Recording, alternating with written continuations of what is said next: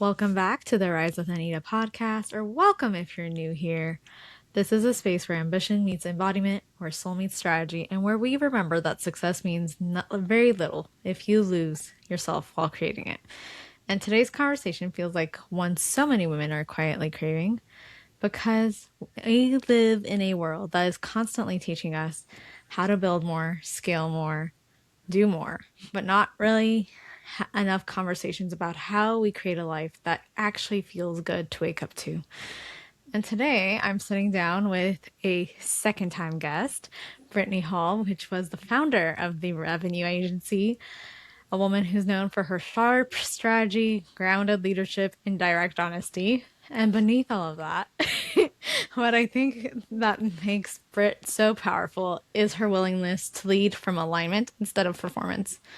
She's built businesses, led teams, made bold pivots, navigated growth, recalibration, and reinvention. And what I love most is that she doesn't just speak from theory, she speaks from lived experience, from learning that clarity is more valuable than constant hustle, the structure that actually creates freedom, and the building a beautiful business means nothing if your nervous system, your relationships, and your spirit are paying a price for it.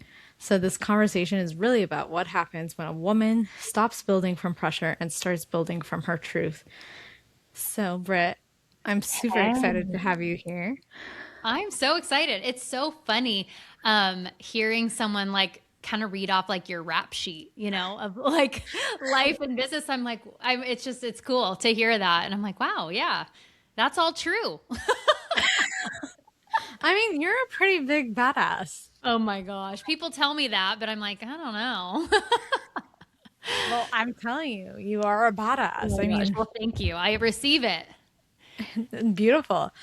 Well, before we dive in, I want to invite both Brittany and everyone listening to just take a breath with me. So, if you're able to and you're not listening to this while you're driving, place your feet on the ground, allow your shoulders to relax, close your eyes, soften that jaw, and just notice yourself arriving in this moment. And when you're ready, take a deep inhale in through the nose for 4, hold for 4, and gently exhale through the mouth for 6. Again, one more time. Inhaling for 4, hold for 4, and release for 6. And just allow yourself to settle into the moment. There's no pressure or performance, just presence. And from that place, we begin. Whew. Sounds like you needed that. I did. I'm like, man, more of that in my life. Yeah, that feels good. So, you know the deal. I always start off the podcast with what's bringing you joy in this current season?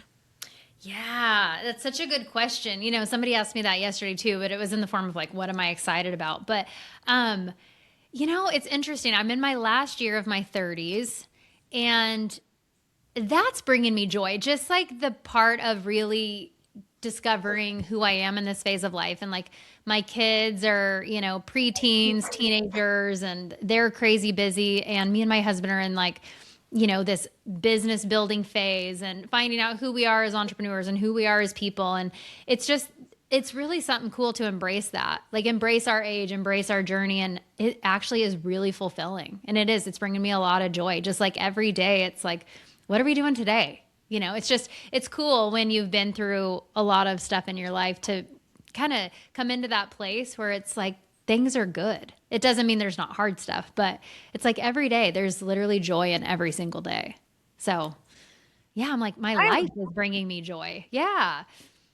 I love this because you're just so present and like you can actually feel, for those of you watching this on video, like her joy actually radiates as she speaks.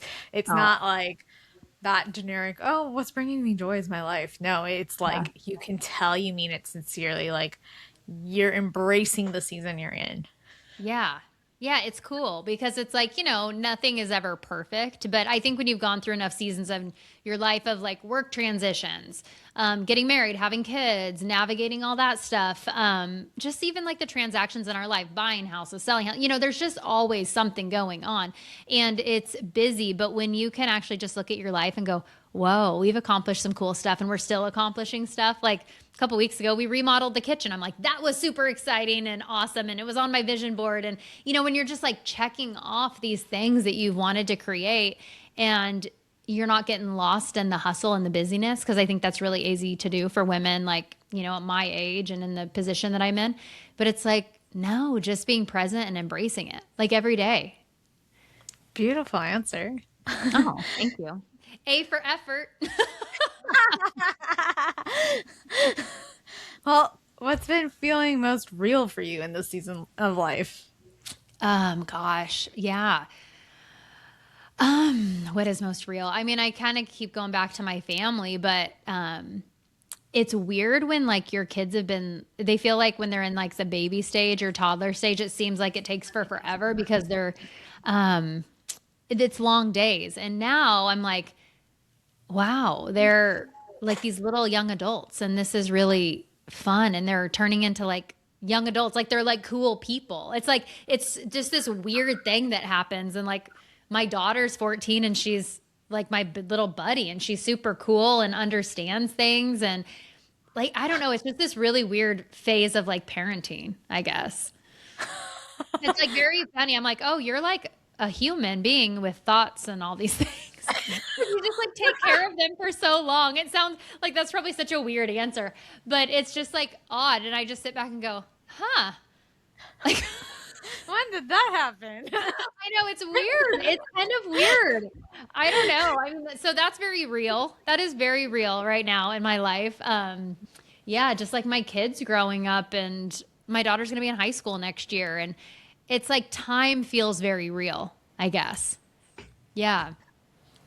Beautiful answer again. And I think it's funny that you bring up your kids because it's like you get to this point, and I haven't had kids obviously, but like I have been a kid, and it's like you get to a point where you're like, you're almost in this like odd thing of like both parent, but then the kid kind of becomes a friend and you have this like rapport with your parent that might not have existed prior when you were in that phase of just like, let me pour into you, and now you're seeing them really develop their personalities and own who they are. That's incredible. Yeah.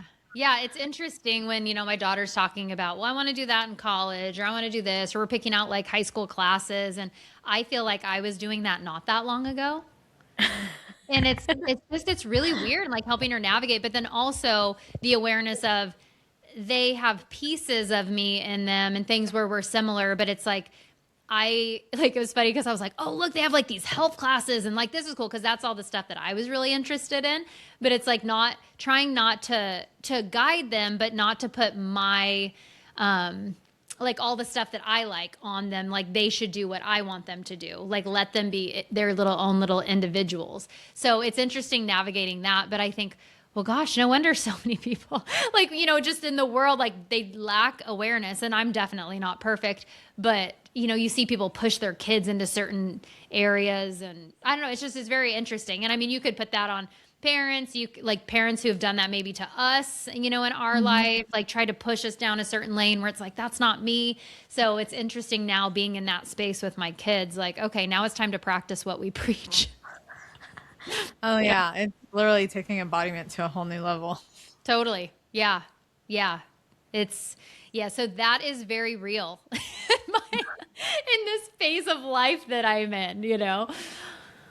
Well, amazing. And also, going way back, you don't look like you're about to be 40, so there's that. Oh, thanks. Gosh. Yeah, that's effort. Some days I wake up and I'm like, oh gosh, I need some like, under eye patches or something, but aging is navigating it's an interesting thing, like embracing it, because I do think that some women fight it so hard, and especially where I live. Like I live in North Dallas, Texas. Like, it's just like there's lips and boobs and Botox and, I don't do lips, but the rest of it, I'm like, yes.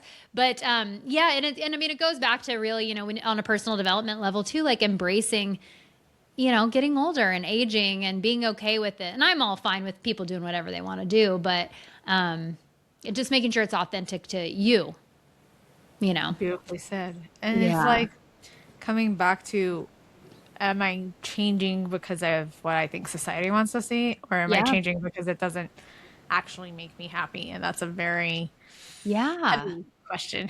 Yeah, yeah. You think about like women, we put there's so much emphasis on how we look, in the world. And, we were joking around because I was asking you before we even went live, like, how many of these things do you film, a week? Because like I said, like if I wasn't getting on this, like I was running around in a ponytail and no makeup all day, but I was like, oh, I got Anita. I need to shower and I need to get ready, because we want to present ourselves. But a man would they wouldn't even have to shower. They could throw on a ball hat and people would be like, oh, yeah, he looks great, you know? And so there's a lot of pressure put on women, and we put it on ourselves. Society puts us on it, we buy into it. And it's challenging. Oh yeah, I have. It's funny because I've done a few of these with guys, and I'm like, I spend a good like 10, 20 minutes of just like, okay, this is the theme of the outfit for today. Yeah. Or in today's case, I just threw on a new dress. But like normally, it's like you put in thought, and then Yeah. obviously the hair and the makeup. And I'm Totally. like, and they come on, and they're literally half the time in like a t-shirt with their hair undone. And you're like, okay, cool. Yeah. But we accept it. And yet I feel like if I were to do the same thing, if I did like a whole faceless Oh, uh they'd be like, oh, wow, she's so unprofessional. She didn't even get ready. Yeah. she's messy. Yeah. And so it's Yeah. kind of like the catch 22 of It's like, challenging. okay. Yeah. But it's interesting because they also say that women who wear makeup to work in like the corporate setting automatically are also there's a little bit of a pay bump than those who don't. Oh, I And could see that. Yeah. it's kind of wild to think about because it's like, does the makeup actually really define the work The quality? work. No, No. but No, but it's the world that we live in. When I was younger, worked in a coffee shop, like a drive-through coffee shop in our town, and I would run like little like experiments. And I was like, okay, if my hair's naturally curly today, or if I don't wear makeup, or if I wear my glasses instead of my contacts, or if I have like an outfit on, like how does it affect my tips? And whenever I was mm, more presentable, my tips were always like when I would not wear glasses, have my hair straight, like have an outfit on, I always made better tips. wild. I know. It's just people And they like pretty things to look at, and women are pretty. Men are not pretty. We need men to be rugged and tough, but like women are pretty. So when you're prettier, people are like, ooh, it's more valuable, probably like on a subconscious level. That's probably what's yeah, going on. It's yeah, interesting. interesting. Well, I I know. wasn't intending to go there, but I we're know. just I know. flowing. I'm so random. I'm like, well, let's get into it. Let's talk about that. Well, and we always have these like little sidelines of like conversations that we go through, but Yeah. so I think a lot of people see your business, the fact that you've been in leadership, the confidence you now have. But I want to start with something that's underneath all of that, which is what is this season of life actually teaching you personally? Yeah, that's a really good question. And like I mentioned, me and my husband, we've been working together, I think 5 years now since he left his job, his career, and we went kind of all in on ourselves. And what I've learned through all of that has led us to where we are now is things have a way of working out when you don't give up. And I think that entrepreneurship is hard. Life can be hard. Like we go through seasons, but one thing that we've always done is we've always shown up for each other and for ourselves. And it's been challenging. Like I feel like our business has come into a really good position and we want to continue growing it from where it's at. But the other day, we're like, wow, we've been at this for 5 years trying to figure out exactly what this looks like and how to make money and how to do the things we want to do.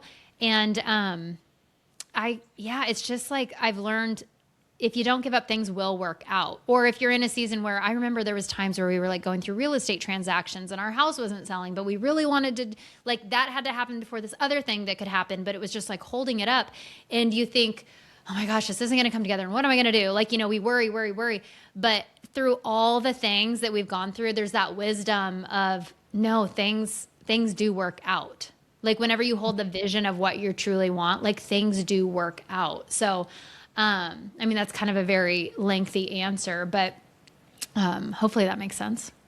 It does Like now make I can't sense. even remember the original question, the wording of the original question, but yeah, Well, the original question really was, what has this season in life been teaching you yeah, personally? yeah. And I think it's that things work out. I love that. Yeah, And yeah, I forgot to mention it in the intro, but you both work together, which it's yes, interesting when you have that dynamic. And we touched on this in the first episode, which is why I didn't bring it up this time. But yeah. it's interesting when you have that dynamic of you work with your husband, you live with your husband, and you're pretty much always with your husband. Oh, always with my husband. Yeah, always with him. Yeah, yeah. But It is. It's interesting. well, it's interesting, but it's the part that makes it more cohesive is a lot of people hesitate to go into family business because Yeah. of how that translates from like how's our relationship going to look in business and how do we define things. And I think you both have done such a beautiful job of actually like clear boundaries. You know that your skill sets are one thing, his are another, and you Yeah. guys are complementary, but like I feel like you guys don't have a whole lot of room to like butt heads because you guys have outlined that boundary so well.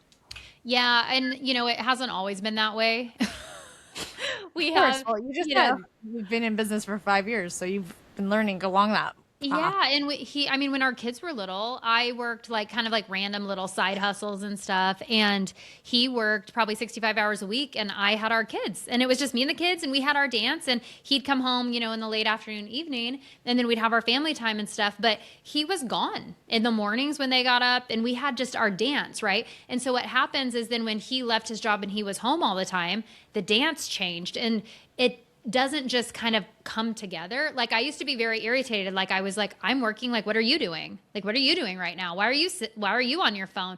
And I was like kind of nitpicky like that. And yeah, we've grown. We've like really learned a lot about each other. I've learned to voice like what I want.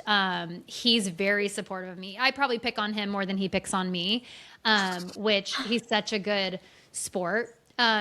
But yeah, like it's funny. We just work so like our environment's so different. So he built me an office in the upstairs of our house because I don't like a lot of noise because I'm on Zooms a lot. And if the dogs are barking, if the doorbell rings, it makes me crazy. And I like lighting and like bright stuff. His office is downstairs. He loves to, and I like quiet. He loves to blast music. He has his lights off. He's got the dogs in there. And I'm like, I couldn't get anything done. Like, this would make me insane. So, like, he's so helpful in, like, what do I need to, like, build what we're building? And he, like, really supports me in that. But it hasn't always, he's always been really supportive. And I think we've always worked well together, but definitely has taken years to get where we're at now. Because people just, people see the end result of like a company or a marriage or things like that. And they go, oh, we just make it look so easy. It's like, or, oh, overnight success. It's like, well, you don't see the work that we've done, like in Behind the the dark. Yeah. It's interesting you bring that up because I was on a call earlier and it was like sometimes we overcomplicate things. And I agree with Yeah. that because we do. As humans, we like to overcomplicate our messaging. We like to overcomplicate, especially when you care about what you do. But Yeah. one thing that really made me like resonate was I was just running through the program that I'm doing, and Yeah. on Friday I had a whole thing where it was like the topic I was gonna teach on, I needed to sit and like live through it. And Oh, God had a funny way of just being like, haha, before you yeah. teach this, I'm gonna shut off your power and internet so you're not going on live. Oh, wow. You're like, okay, obstacle. Fun. Okay, obstacle. I'm just gonna go ahead and I guess practice what I teach and then I'll come back from a different place to do it. But it was very interesting because when we have these like moments, it reminds me of like, well, how would 5 years Oh, prior to me yeah. have handled that? Because you want to show up, you want to serve, and it's like, well, when your outage is gone, it's literally like you have no other place to film. Yeah. And it's not like you can go to a coffee shop and just film a course on live. So Totally. it's Oh my like, what was I gosh. gonna do? Okay, well, sorry, I'm gonna record it and you guys can get the recording, and that's that.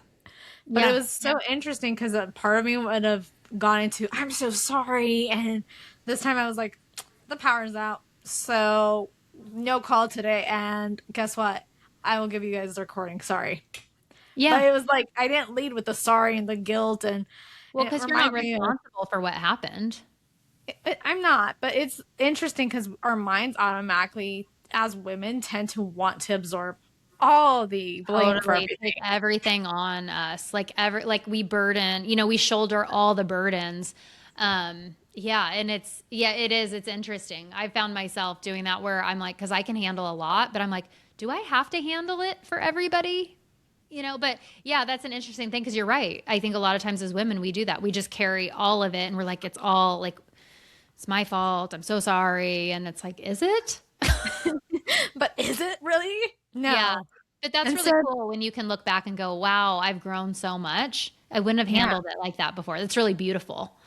Yeah. So what really was reminding me, because we were on a call on Tuesday, and Hmm. you said you're kind of in the season right now where you're really learning to take time for yourself, and I don't want to call it slow down, but you're being more intentional with your time. So for the Yeah. listener who's listening to this going, but I don't have time to do that, what would your advice be? Because you run such a heavy load with the business, Yeah. with the people you're serving, and then also you just mentioned it. You have a husband, you have mom, not mom, excuse me, kids. Yeah. You have your dogs Oh and my some cats, God. if I remember. What's that? And you have some cats, if I remember Oh my God. I have correctly. 3 dogs and 3 cats. I have 2 kids. It's like, yeah, it's just crazy. Um, yeah. So you're saying like, what would I tell the people who are like, I don't have time for that? Like, I don't. Yeah. Yeah, you know what? I think it's really interesting because I've worked on teams with like a lot of women. So like, and I am a woman. So speaking from that, because I do think, and I'll speak directly to women because like I said, I think we carry so much and we're always like, yes, I can do that because I think so much of our value comes out of serving people and like doing things. Hmm. But what's really interesting is when you back up and you examine those beliefs because like I know, oh my God, I'm in this message right now, this group me with all these moms that have all these fifth graders because it's their last year of elementary school, right? And there is a point to this, I promise. But these women are being so fussy over all these little details that truly are insignificant, but they're giving so much energy to it. And they're like, oh, well, should we decorate this? Should we do this? Should we do this? It's like, you could do that or you could not do that. And the outcome will be the same. It's like, so why are we doing the things that we're doing? And I tell everybody in my coaching group, look at your time, look at your calendar, and look at your bank account, and you're going to know where your priorities are. So if you really, really audited, where am I spending my time? Because I don't feel like I have time for me. I don't feel like I have time to get the things done that I really want to get done. But it's like, but are you volunteering all the time for your kid's school? Because guess what? There's other people that will volunteer. Or like, do you like that you're doing that, or do you feel obligated to do that? Could your husband help you out a little bit more around the house? Like how could you design things differently to maybe not make it where everything's on your plate? And like my husband is like, we are so like, that's one thing I will say about us is we are such partners. Here's the other thing. So like he'll do laundry. Like he'll be like, yep, I got it. Like I'll put it in or whatever. And like, just whatever needs to get done gets done. Some days he's busier and I pick up the slack. Some days I'm busier, he picks up the slack. So it's also like having those expectations in your household because like if you're a woman growing a business, a lot of times typically the household stuff falls on you. But we also like it wasn't always this way, but like it's really important to us to make money where we can delegate household things. Like I get my house cleaned every Friday. A Thursday, my yard gets mowed. Monday, once a month, they come to trim the bushes.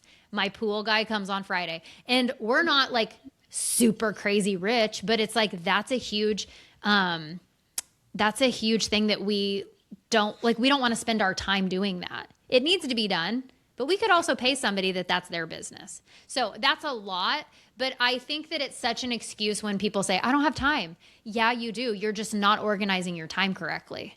Like you're not organizing it like not even correctly, but like effectively for what you want. So I just think it's an excuse. I think it's laziness, honestly, like which sounds harsh, but to be like, I don't have a time. I don't have time. Well, then how has everybody else figured it out? Like it's Yeah. just an excuse, which it sounds harsh, but I think there's truth to it. Like it's just anytime you're going to make an excuse for something, I'm like bullshit. That's bullshit. Like, sorry, I'm like, can I cuss a little bit on this podcast? Like I don't know. I thought I told you or maybe it wasn't you, but the one rule I have for all guests on the podcast is just be authentic. So if you cuss, cuss. If you don't. But like, just Yeah, be you. yeah, So you're embracing you. I'm used to, yeah, as I mentioned, she's very direct. totally. Yeah, and that might hurt some people's feelings, but it's also like sometimes that stuff triggers us because it's true. Yeah. Yeah. Oh yeah. So I'm just curious though, what are some ways that right now you're implementing more you time? Or and like how are you creating the space to be your best in running all this different Yeah, and components of it's like, life? yeah, I'm working on having better boundaries with my calendar because like it's funny. I was thinking maybe I'm only available for meetings from 11 to 2 Monday through Wednesday. Like what if I did that? So I've been focusing my time more and more on like what do I actually want my life to look like? The ways that I implement it now is I try to move my body every day. And like today, I didn't get to the gym because I had an 8 a.m. meeting that I allowed. And but I also set a boundary with it where I was like, hey, I have other stuff I need, like priorities I need to get done. So I only have 15 minutes for this meeting because the meeting wasn't super like pertinent to me, And so it's like, but I thought, why do I agree to this stuff? So that's something I'm working on. But I think moving my body every day is just a great way to circulate energy and get your mind clear. So that's super important. Focusing on what I'm saying yes to and what I'm saying no to. When I have a break in the day, if I'm like, okay, I think my work's done, like just going and sitting outside in the sunshine or like reading a book. So I've been trying to do just more of those little things because that little stuff really does like feed your soul and it helps you just like get present and be quiet. I have a coach that I've been working with and she's been encouraging me to have like a 15-minute meeting with myself. And I was totally like, and I loved the idea of it. I wasn't resistant to it, but for some reason I wasn't doing it. And so, which is weird. I'm like 15 minutes, like I can find 15 minutes. It's so silly. But I think that I was just resisting that quiet, like that calm and that quiet. Yeah, just taking the space. It's like, I didn't, I'm like, I guess it just wasn't important to me. But I've really been working on that this last week. It's just little things. I think it's this big misconception that we have to make massive changes in our life. It's like really, it's the little tweaks that make a big difference because that stuff adds up. We can just tweak a little bit at a time. Just find a little bit of wins every day. Like, okay, I did that for myself. It doesn't need to be like, oh, I take a spa day every month, you know? Like that sounds nice. Maybe that's it. I don't know. But just like little stuff every day. Yeah. Yeah. Beautiful. And Yeah. I think that's really a great point of like moving your body, taking the time, and then the Yeah. boundaries with the calendar thing. I'm with you on that because Yeah. sometimes you have like a meeting that comes up and you're just like, remind me again why I gave you this link and I did not edit that time out. Seriously, yeah, I've realized with myself I don't like to have early morning meetings because that's like my time. I'm like getting my kids to school, I'm going to the gym, and it's like why would I ever allow somebody to take that time from me? That's silly. Like that's my time. Like I'm good with like not doing anything before 10. You know? Like it's all about me until 10 a.m. and then the work can start. You know? I'm laughing right now because I typically am the same way. I'm like, Yeah. I don't want to do a 7, 8, even 9 a.m. is usually kind of pushing it. I'll do a 9 Yeah. a.m., but like beforehand, no. And I had a friend go, I've noticed I can never book with you before like 9 a.m. And I was like, that's intentional. Yeah. Well, like why? And see, it's because people have these beliefs of like, well, we should be working from 8 to 5. And if you have a business, you should be available all the time. Why? Like, how is that a rule? Yeah. Yeah. And You it's, do a good job of that. And then one thing I really want to emphasize, because I learned this from you, it was like when you were talking about how technically, as business owners, part of the sexiness is that you get to pick your own time. yeah. And let's just be honest, we don't all work 40 hours in our business, it's usually more. Oh, So But Yeah. the beauty of it is you get to choose the 40 hours or whatever it is Yeah. and Yeah. how you manage that. And so you were literally talking about how you will sometimes work on Sundays and like map out your week ahead Yeah. and whatnot. And so I was just like, her point though, like she looks at the week ahead, she looks at what she's accomplishing, but then also she comes up with like, oh, she's actually navigating this task, this portion of the business, and the way you look at it is very interesting. Yeah. And I'm big on like working smarter. And I mean, when there's been seasons in my life when I was growing my business and I was the only one growing it. And I was the one doing everything in it. So there's people who are solopreneurs and they're in that season. Sometimes it's like that's not a luxury that you have yet, you know? And it's like it's kind of, I don't know. I'm like a big believer in like sometimes you got to grind it out and pay your dues in a way.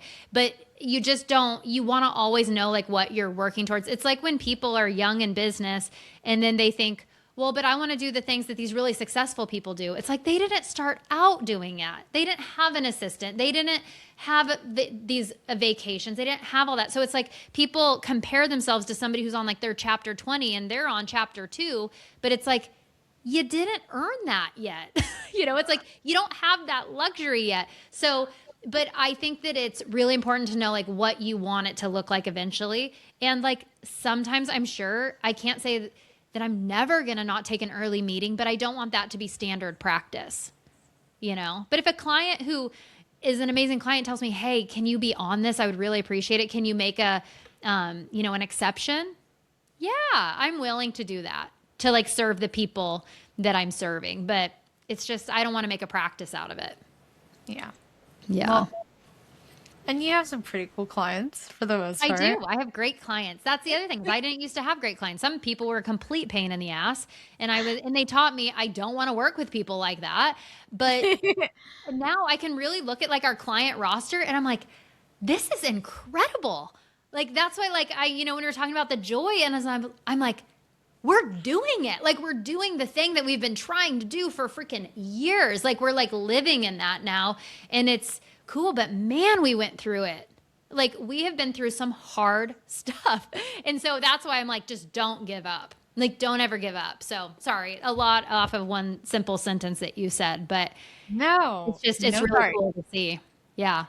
Actually, bringing you back off of piggybacking off that, what are some of the tougher times that you have seen, and Oh what geez. was your guiding force at that point? Because I know that faith plays a huge part.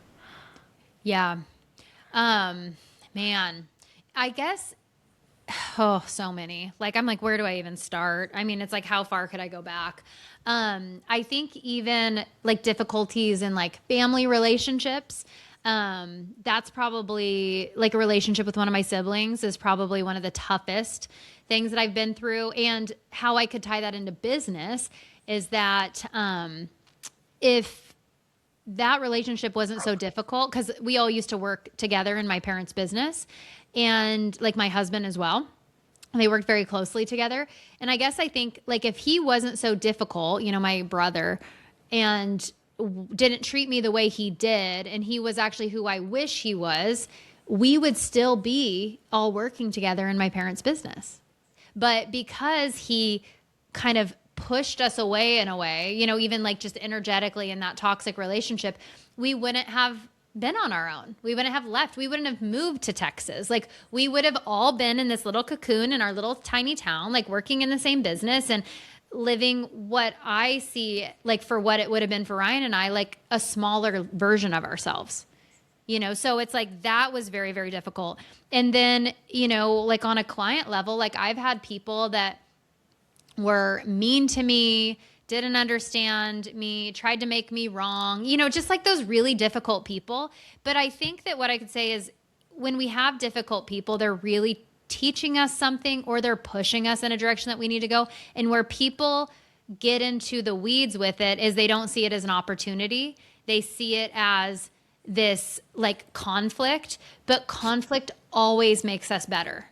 Because what all those awful clients taught me was, I don't want to work with people like this. Or it taught me to stick up for myself or to have a voice and set a boundary. And that stuff is, I mean, yes, I'm a straight shooter, but I hate that shit. It's hard for me. Like, I hate to go at somebody and go, you're not going to treat me that way. But all of this stuff in my life that's happened has been the lesson of have boundaries, have a voice, stick up for yourself. It's okay if people aren't happy with you, and that's been really hard. It's been really hard to learn that. Oh yeah, I think it's funny when you get that one difficult client, and we all get it. Oh If God, you're I've in had business, so you many. always get that one client at least, Oh, where it's like you have in your mind, especially because Britt knows I'm very into like the energetics, where you go, how in the hell did I manifest you? oh yeah.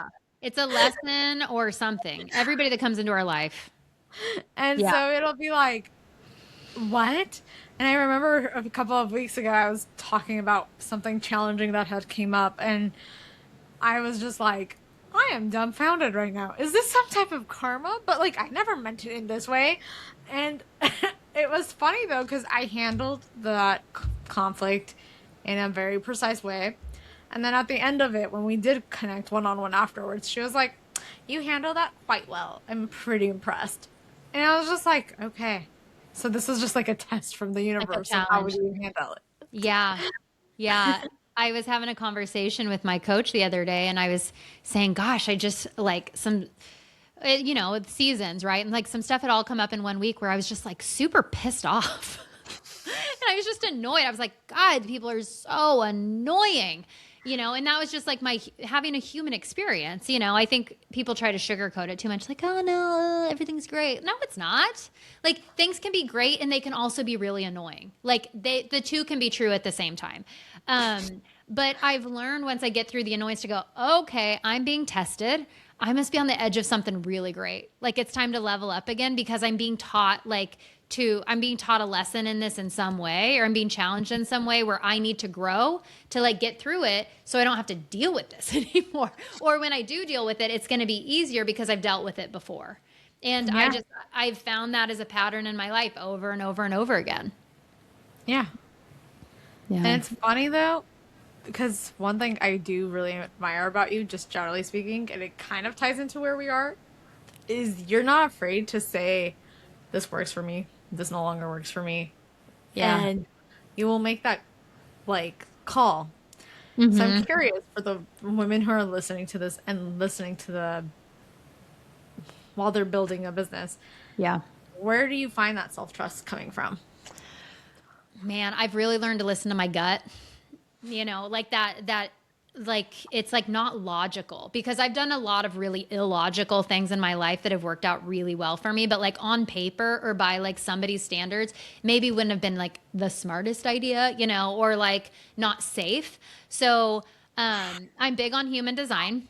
I'm a I didn't manifesting know this. generator. Yes, I love it.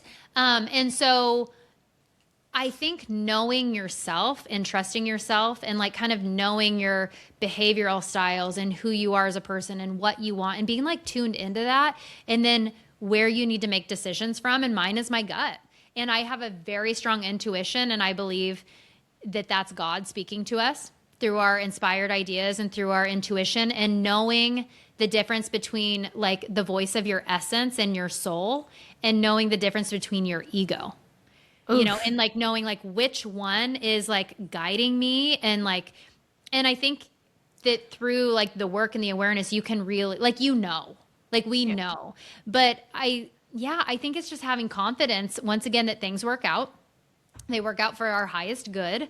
And yeah, just go. And also like Ryan and I making sure we're on the same page and me running stuff by him and running stuff by people who I trust, in my life. I don't really take others' opinions very strong. Like I don't really give a shit what some random person thinks about what I'm doing. I'm like, why would I care what you think? But like having a couple key people in my life for certain situations is also a good one. But I really trust my gut on things because it has always served me well. Can I just say I should have known you were a manny Jed because same. Yeah. Yeah. Literally. And this makes so much sense because you and I obviously have done quite a bit of work together. And Yeah. sometimes the calls will literally be like me coming to you and I'm like, and I have this idea and I have this idea and I have this idea. Of And course you're you just, do, because we love to have lots of ideas and do lots of things. It's funny. Ryan's a Manny-Gen, and my kids are both manifesting generators. So oh, so you when we, literally are like a household of oh Gens. my gosh, so when we have like a goal as a family, I'm like, everybody get on the same page. We've got to like supercharge this thing, you know? Yeah, it's funny. My kids probably think I'm crazy. I mean, they might now, but eventually they'll get it. But I think it's funny. It's like what a gift that like they're growing up with like conversations around this stuff because we know it works. We see this stuff come to fruition, through like these different channels and the ways of believing and thinking. And I'm like, man, what a gift because I had to learn this stuff in my 30s. They're learning it at 10. Like pretty freaking powerful, Yeah. No, it's funny. I was talking to someone who grew up in the Tony Robbins environment because his mom was a Mm, trainer for him. And I wow. was like, you have like, and he was like, I've been going to these things since I was like 5. And I was like, I wish I Incredible. could go to these things since I was 5. Do you know how Yeah. different life would be? Oh, Because yeah. of the anchoring of that belief system and you get these tools up front. So Hmm. I love that you are openly sharing this with them and like teaching them. Oh, yeah. And while it might sound like a little like, what is she doing? Like, my mom started teaching me about The Secret almost immediately right after it came out. Oh, Like, it was cool. on DVD, and she was like, we're gonna watch this. Yeah. It can change your life. And I was like, Yeah. okay. And she was like, this is how people are successful. And she like prefaced it, but I was like, I'm open.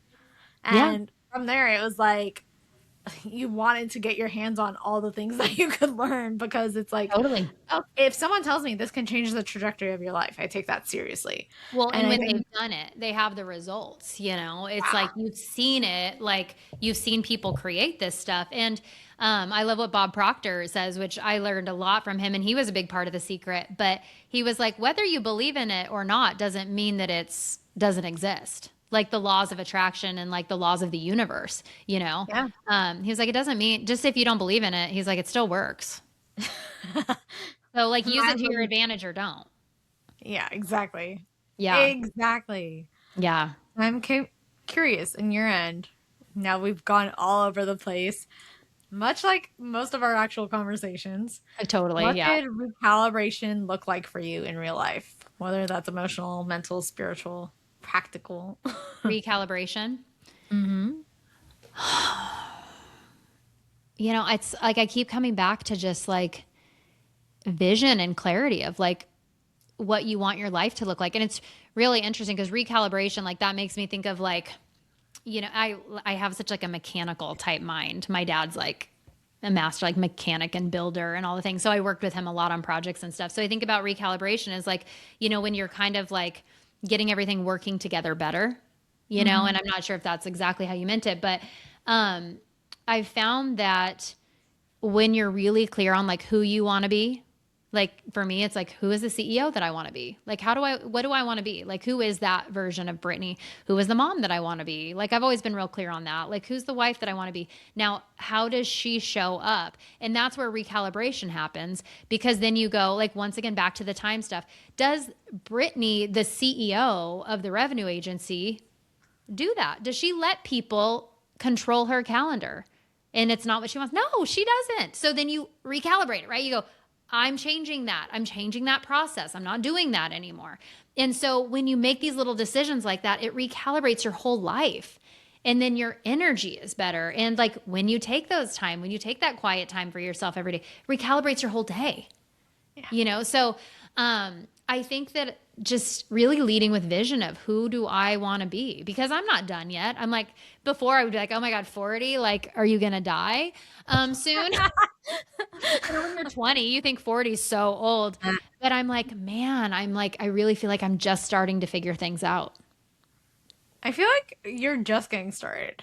Oh, totally. Yeah, totally. And And like I I've don't been to feel like that. life path and all that stuff. And I'm like, I'm in this phase, I think, of my life where it's like I'm putting into practice all the things I've learned. And like up until 50. And that's when stuff is really supposed to get pumping, apparently, according to my life path, you know? So I'm embracing it. I'm like, I'm in, man. I'm in. Figuring it out one day at a time. Talking about embracing age, she's embracing it on all fronts. All fronts. Yeah.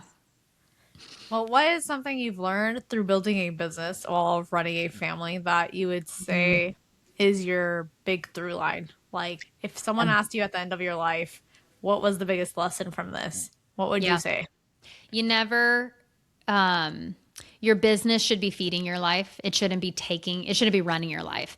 And I allowed that to happen at one point, not with building this company, but when I was actually working in another company and building that company, building somebody else's company, building their dream. Um, I will never, ever, ever again sacrifice my health or my time with my kids to make money.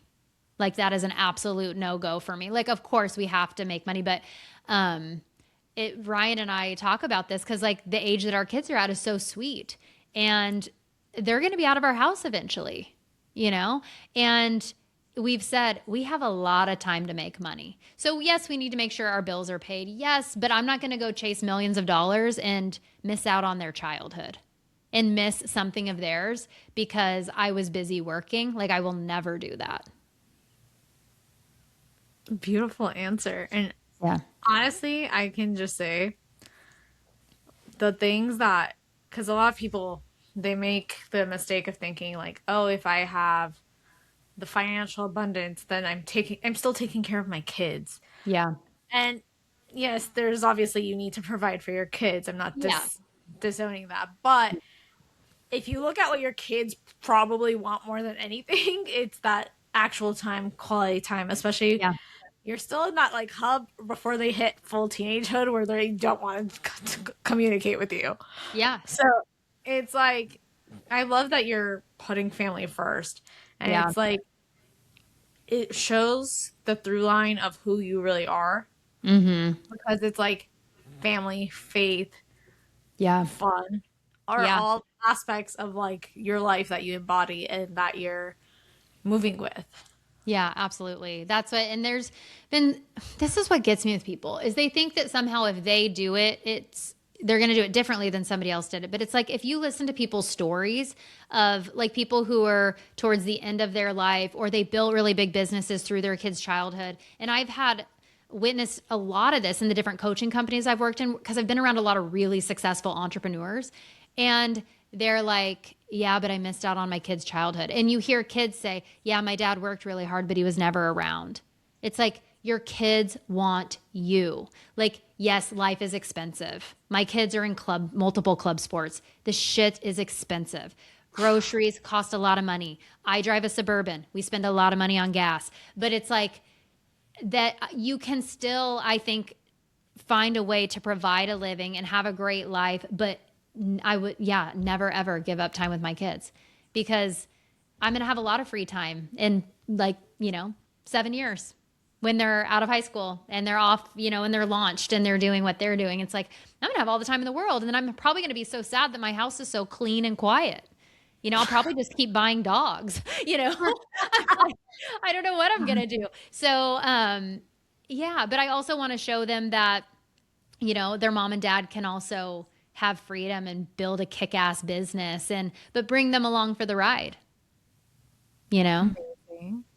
So Yeah. I'm curious, there's a difference between building a business from obligation versus desire, Yeah. which we've kind of lightly touched on it, but how do you personally know when you're doing something and it feels very aligned for you versus when you are actually forcing it for the dollar?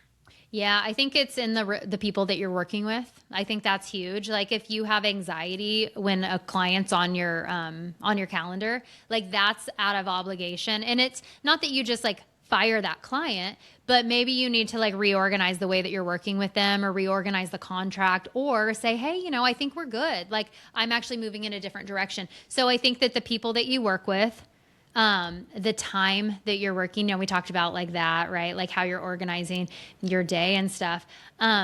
Also, it's like the energy. And like, once again, it's like you feel this intuition, this gut feeling of, I'm trying to make this happen because I want the money versus I'm excited to do this project and I'm excited to work with this person, and the money is just an exchange.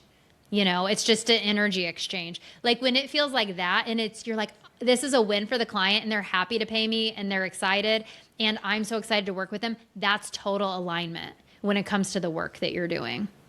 Beautiful. Yeah. What does success with integrity actually mean to you? What does what? This success. Success with integrity. Oh, a success with integrity. Yeah. Um, I think success looks different for everybody, but whether that's financial or feeling fulfilled, I think for me, it's a mix of those things when I'm feeling fulfilled in my work and I don't, at the end of the day, just feel completely like I got hit by a train. And all of this I say is like, some days you do. Some days are really busy because you're like, I had to make it happen. So I'm a believer in making it happen, but you just can't let it run your life like that every single day. But integrity really is like a core principle of what we do in our company. And everything is done with honesty, with authenticity. So to me, it wouldn't be success in my eyes if I was lacking integrity in anything that I was doing. If I was misleading people, if I was doing things just for the money, if I was not fulfilling my obligations, like those are all things that lack integrity. And that is also, people do build businesses like that, but that business will never stand in the long run. It might be okay for a little bit, but it will fail because without integrity, your reputation is going to get tarnished and people are going to talk about how you don't have integrity. So, I think that just having integrity in everything we do leads to the success. Actually, you brought me to something that you and I have had discussions on before, which is the fact that we're really coming back to more of like a relationship-based market. Yeah, absolutely. And so obviously tough times are of 2026. Business Yeah. owners are feeling it. People who have jobs are feeling it.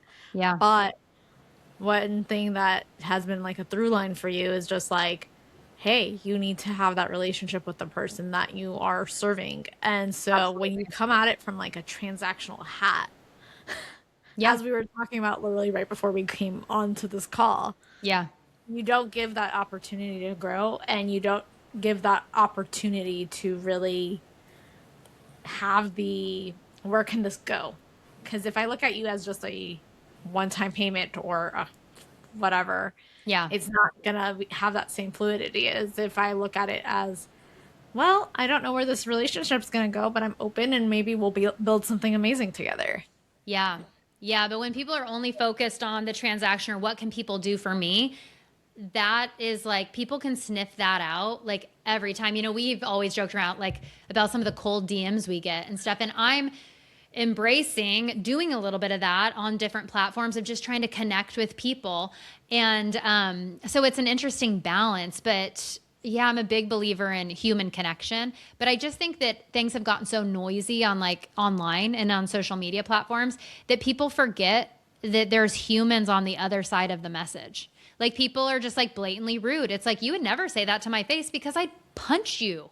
Like, it's like you would never say that to somebody if you were talking to them on the phone, or if you did, there would be consequences for it, So people, and with all this AI, it's like things seem so fake. And so I really believe that in business, human connection is going to be the edge because people are like, AI is taking over. Nope. AI is no longer the edge because everybody has access to it.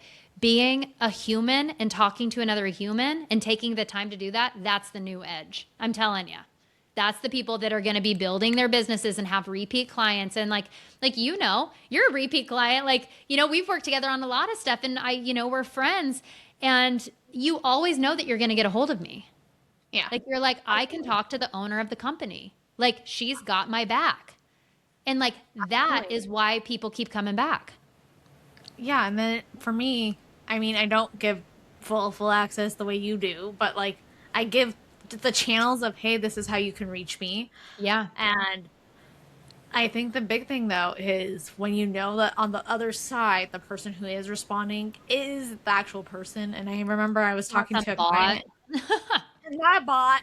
It's not Manny Chat answering the DMs. Yeah. But I had a client of mine go, do you have a huge team? And I was like, oh no, girl, you get me on all fronts. So sometimes if I'm slow, that's also why. Yeah. Yeah. But I was like, give me grace, a 24-hour turnaround period. Usually I get back to you far less than that. But 24 Yeah. hours, good buffer. Yeah. And so it was interesting because I recognized people are starting to like crave that relationship of like, I don't want to be talking to the AI chat or even like some of the bigger people who have assistants. Sometimes that becomes like a roadblock in how the relationship is managed because then it's like if I have to go through your assistant to get to you, what can get lost in translation? Totally. Yeah. And also, people aren't even writing their own messages anymore. They might be sending the message, but it's like Chat GPT. It's like we all can like sniff that out. And so, yeah, it's like I've been experiencing this because I have a gal that's helping me with some stuff on LinkedIn making connections, but I go as soon as somebody responds, you need to make sure I know so I can have an authentic connection with them. Like I want to have an authentic conversation because yeah, it's like I'm some of these messages on LinkedIn, it seems like it's just like two bots talking back and forth to each other. It's like this isn't how humans talk. This isn't how humans talk. This is weird. And it's like they don't even know how to respond to like a normal message, like a hey, pa pa pa pa pa. It's bizarre, bizarre. Yeah, no, it's interesting with the climate that we're in, like trying to actually get a genuine conversation. Now, I'm all for AI. I Yeah, will admit that I use AI. We're not in 2020 where we're yeah, not. But at yeah. the same time, at least prompt it properly so it sounds like you. Oh my god. Oh my god. I know. And like ChatGPT does not have like human intuition. It doesn't have a sense of humor. Like it doesn't understand slang. So people saying, "Oh, it's going to replace all the people." I'm like, "No, it's not. It's going to replace certain things. It will. AI will replace certain things, but um I think it's such a scare tactic when they act like we're just going to be ran by robots. It's like, guess what a human can do? They can shut the switch off. Like they can unplug the machine. Like this is just ridiculous. It's ridiculous. It like, yeah, it drives me kind of crazy. Yeah. So I'm curious, what are you passionate about building right now through the revenue agency and your community? Yeah. Well, I do love my community against the grain. That's like a fun spot of my week.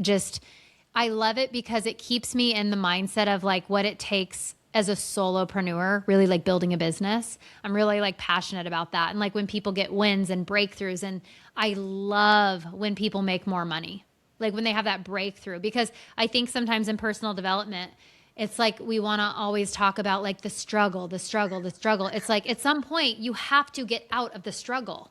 Like the struggle is not supposed to last for forever. Like that's not supposed to be your life. But like you walk through the struggle and you do the actions and you skill up and then you make the money, or like you got to pivot. So I'm really passionate about that group and helping people. Shameless plug, every Tuesday I teach.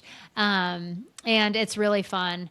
And so that's cool. And then also just through our company, continuing to create offers that help solve problems for people. And, we have this new thing that we're kind of like tossing around, the idea of for coaches is having like a revenue agent assistant like lane, where it's like you need an assistant for your coaching business and you need somebody to work these like the specific things that we know that our clients need. But it's like it's such a pain in the ass to go hire somebody and sift through all that and train them. It's like, what if you could, for a very affordable cost, hire an assistant through us and we manage them and we pay them, and then they just like do what you need them to do. Like I strategize the way that you need that person to work with you, and then you can just like bring them on your team. Like, wouldn't that be incredible? Because the whole VA thing is like very obnoxious, I think, to deal with. But, like, wouldn't it be so cool if somebody's like, I'm in the coaching space, I'm in the online space, I need somebody to be working my social medias like this or do this, and we know that it works. Yeah. So that's kind of a new thing we're throwing around. We're always trying to find ways to solve people's problems. Yeah. One thing I will give about Britt is she is really good at when you go to her with ideas of like what you need in your business, somehow coming out with a service for it. I'm just saying. Oh, It's one of the 1,000%. greatest. Yeah.